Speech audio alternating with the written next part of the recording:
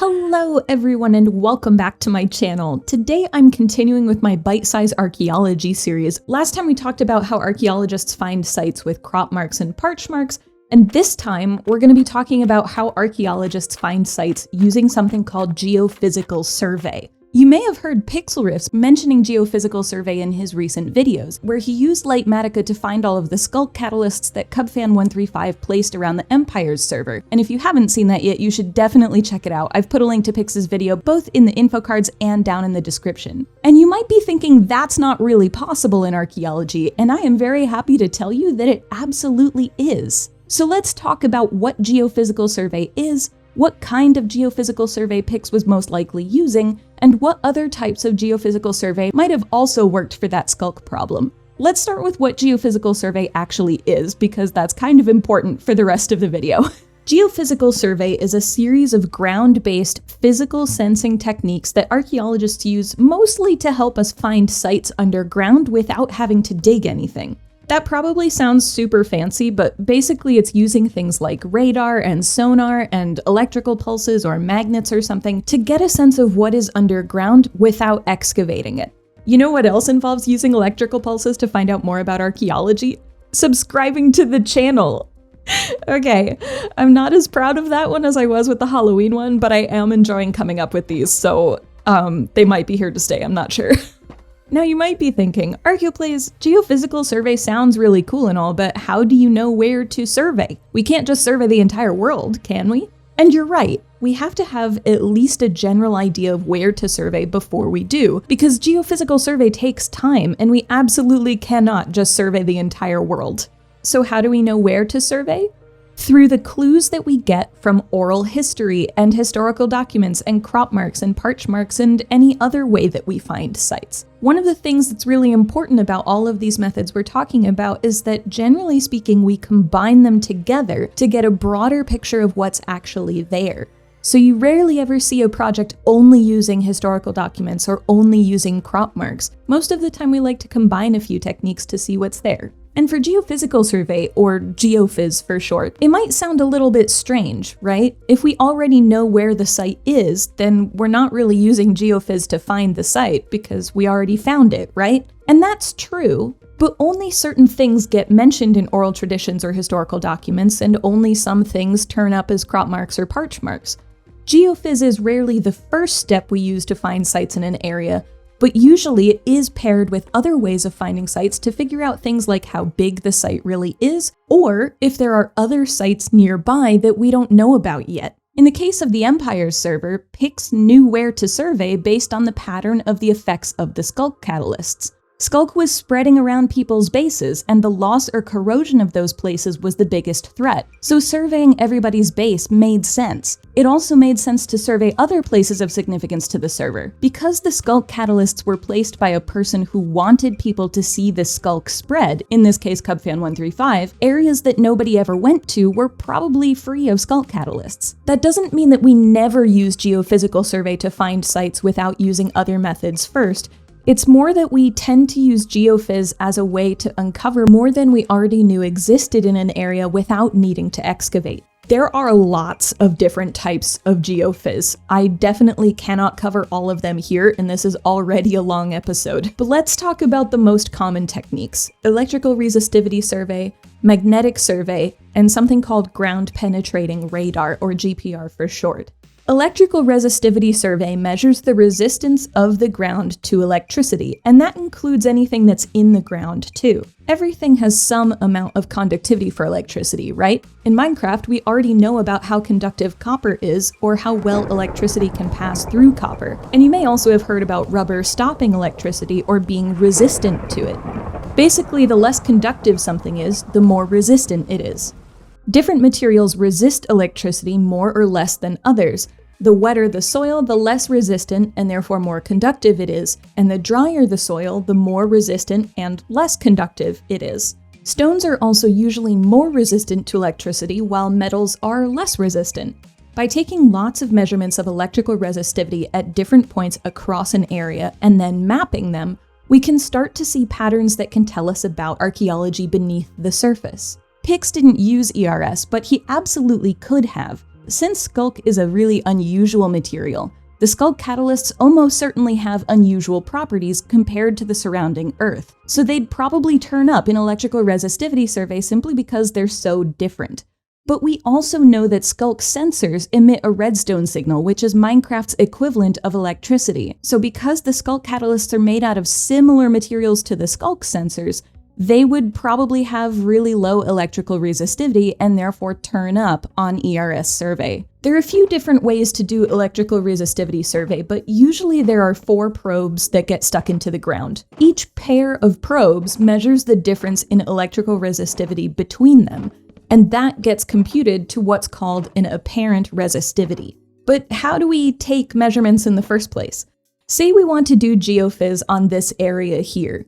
We'll start with res survey, which is just a short version of saying electrical resistivity survey, because saying it over and over, it's a lot of words, and archaeologists like to abbreviate things. so we tend to call it res, and I've also seen it called ERS, but I'm just used to calling it res. So we'll start with res in this field, but I'll also use some of the other methods I talk about here too, or at least I will show you them as best I can in Minecraft. We're gonna want to take measurements of that apparent resistivity at regular intervals across this field. We've got a pretty big field here, so we'll lay out as many 20-meter squares as we need to cover the area we're interested in. Not everybody will use 20-meter squares, that's just how I was taught to do large areas like this.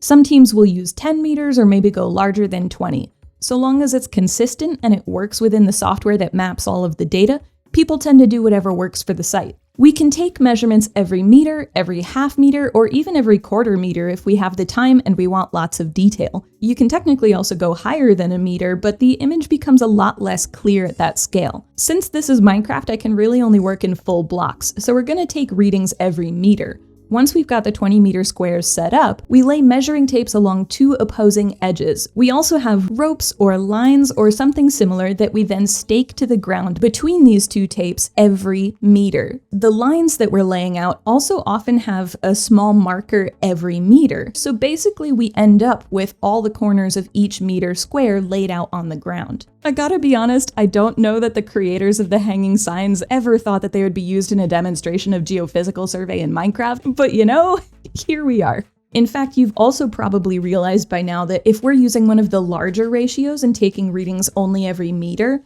that means that we take 20 readings per line and 400 readings per 20-meter square. If we work at one of the smaller ratios, so say every half meter or so, that's 800 readings per 20-meter square.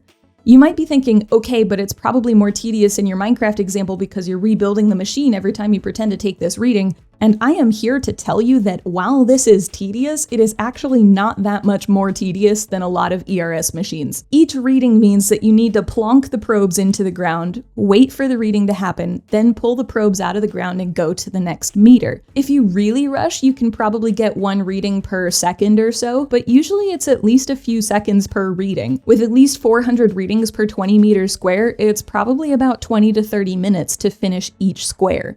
If you take readings every half meter or smaller, that's roughly an hour or more per 20 meters square. So hopefully you can see why we don't just do geophys of the entire globe. It would take so long. There are some ways to make the process faster.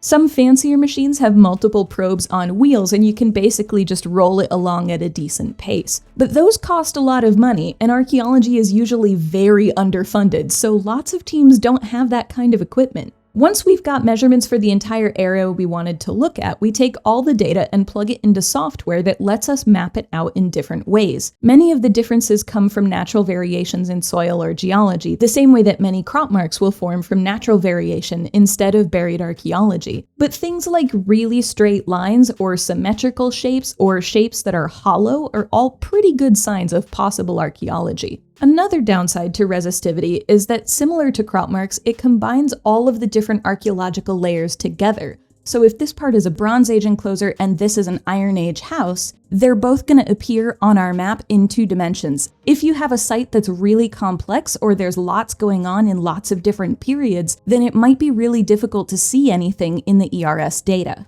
Also, if the soil is too rocky or dry, ERS doesn't work as well because the baseline resistivity that every reading will get compared to is already pretty resistant. So we have to think about what methods we use when to be able to get the information that we're after. And the last thing about electrical resistivity survey is that you can't really do it in submerged areas because you are literally sending electrical pulses into the ground. If you try to do that in an area that's like saturated with water, there is a high risk of hurting yourself or the people you're working with. So what about the Sculk catalysts? Those are all of these white dots here. Because they're conductive to electricity from that redstone connection I mentioned, they're gonna have really low electrical resistance. Since the catalysts were placed by a real person, we can generally assume they're at about the same depth below the surface, which in this case was 2 blocks. Since we know that all of these Sculk catalysts are 2 blocks below the surface, or most likely are at least, we don't really need 3-dimensional data to find them. We can just use the coordinates that we get from ERS and dig 2 blocks down in each spot. Easy peasy. Well, okay, easy peasy once you've done the survey, and even then, it's still quite tedious, but at least you know where they are. Okay, so that was electrical resistivity survey. So let's move on and talk about another super common geophysical technique in archaeology, magnetic survey. Magnetic survey measures the strength of the local magnetic field at a particular location. We can use either a magnetometer, which has one sensor that measures the total strength of the local magnetic field each time it takes a reading, or we can use a gradiometer, which has 2 sensors that actually measure the differences in the strength of the local magnetic field between them. With both methods, we're looking at magnetism and differences in magnetism between different points in our field here. Magnetic survey, as you can guess, is really good for materials that have iron in them, for example, but it also shows us things like baked clay hearths or ovens or tiles or things. Anything that has magnetic materials in them, even just a little bit, will affect the strength of the local magnetic field, so it'll probably turn up in our results here. But how would magnetic survey work for Sculk catalysts? I gotta be honest with you guys, this is one of the weirder questions I've ever had to answer for a video. What is the magnetic composition of Sculk catalysts? It's such a weird question that I even reached out to Ulraf just to ask, and we both agreed that this was definitely one of the weirder questions. But if we puzzle through it a bit, all of the Sculk blocks are made out of similar materials. There are differences between them because the Sculk sensors emit a redstone signal, for example, while Sculk catalysts themselves are luminant, where Sculk isn't necessarily. So there are differences in materials, but each of them incorporate Sculk in some way. Now, because the Sculk catalysts basically take life force, or in this case, XP, and use that to convert the surrounding blocks into Sculk, and because Sculk catalysts can give you XP if you harvest them properly, we can assume that Sculk catalysts probably have a lot of life force in them. Carbon is the main element that makes up the majority of living things, so I think based on this we can safely guess that Sculk catalysts have a fair amount of stored carbon. Carbon usually is weakly repelled by magnets if you have a magnet and you apply it to some carbon. So carbon itself technically does have an effect on the local magnetic field. So I would say that Sculk catalysts would most likely also appear in magnetic survey. Now, this is where imagination starts to be required. I mean, it was already semi-required, but it'll be worth it when we get to the end. We don't have a magnetometer or a gradiometer in Minecraft, obviously. So look, okay, this is kind of the closest thing I could find, so we're just gonna go with it. Magnetic survey, or mag survey for short, if you want, is a lot faster than resistivity because you don't have to get the sensor into the ground, you just need to point it towards the ground at a close enough distance. The general gist is that you walk with it across the field and it beeps each time it takes a reading.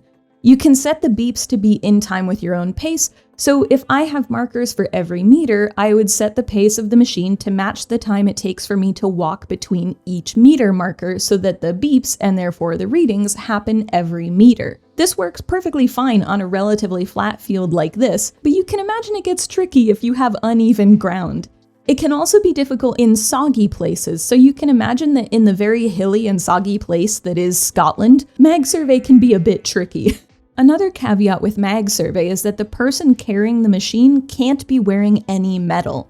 and the person doing the lines needs to stay at least a few meters away from the machine if they are wearing metal. You may think it's relatively easy to not have metal, but really this means you can't have shoes with laces, you can't have jeans or other trousers with a metal zipper or buttons, and no jewelry or watches or anything. Also, if you happen to wear undergarments that have wires in them, you either need to find an alternative or have somebody else carry the sensor. It also means you might not be able to wear a coat, depending on how your coat is made.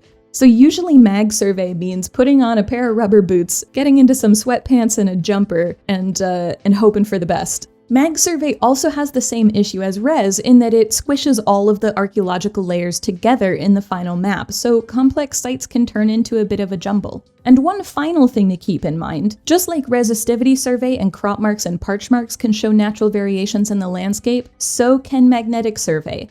Not everything that changes the strength of the local magnetic field is person-made. A lot of it is natural too. But mag also captures different data to res, and combining the two can be a really helpful way of capturing as much of the underlying archaeology as possible. One big thing to keep in mind with magnetic survey, though, is that in many places, including here in Scotland, there are laws and regulations against using magnetic survey at certain archaeological sites. Before anyone can do any geophysical survey, they have to make sure they comply with the local laws and regulations, although that's true for any archaeological work anyway. And the last technique I'm going to talk to you about, although there are many, many more geophysical techniques, the last one I'm going to talk to you about is called ground penetrating radar, or GPR. This one is actually usually the first one that people learn or talk about in archaeological textbooks or an archaeology class, but it's actually not the most commonly used technique in archaeology. Ground penetrating radar is a form of electromagnetic survey that sends pulses of radio waves into the ground and then measures the echoes that it gets back. Changes in the radio waves can reflect changes in the soil, like filled-in ditches or possible walls and things like that. And you might think that's kind of what we do with res and mag survey, and you're not wrong. GPR uncovers a lot of things that you would see with those two methods. Okay, look. I didn't have a great way to show GPR in Minecraft because we can't drag little boxes behind us in here, but I had the idea for the screaming goat in a minecart, and honestly, I just had to do it. But, and this is a really big but, GPR can also measure the depth at which those changes occurred by measuring how long it takes the radio waves to return to the sensor. Since we know where the machine takes readings in a two-dimensional space, adding the measurement of depth means that we can pinpoint each reading in three-dimensional space. Basically, we can make a 3D model out of it. So all that squished data that we got from res and mag survey, GPR lets us separate out at least some of what we found there, and then adds new data to the mix for anything that maybe didn't turn up using the other methods. We can even take what are called time slices of the data, isolating readings by their depth to only see, say, the Neolithic archaeology or the Iron Age layers and such. This is the method that Pixlriffs used in Empires to find all of the Sculk catalysts.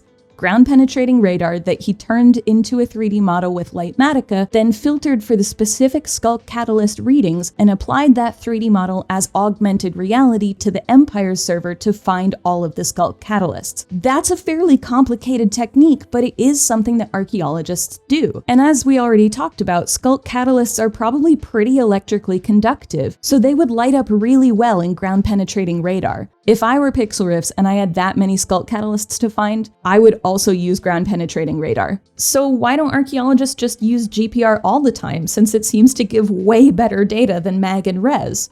The downside to GPR is that it doesn't work well on a lot of soil types. It's great if you have fairly uniform sandy soils because those have relatively low electrical conductivity and there are relatively few rocks or small stones to scatter the signal. But clays and silts are more electrically conductive because of the water content, which basically means the signal gets reduced really quickly and the radio waves won't get very far at all. Stones in rocky or gravelly soils end up scattering the radio waves that hit them, which basically adds a lot of noise to the image that we get back. A lot of the world has clay, silt, or gravelly or stony soils, so GPR isn't the best choice for those sites. Since each of these machines cost a fair amount of money and require a certain amount of upkeep, many teams simply don't invest in GPR unless they have a fair amount of decent soil types for it. You're probably getting the idea by now that archaeologists have a lot of ways to figure out where archaeological sites are without actually digging, from historical documents and oral histories to crop marks, parch marks, resistivity survey, magnetic survey, and ground-penetrating radar.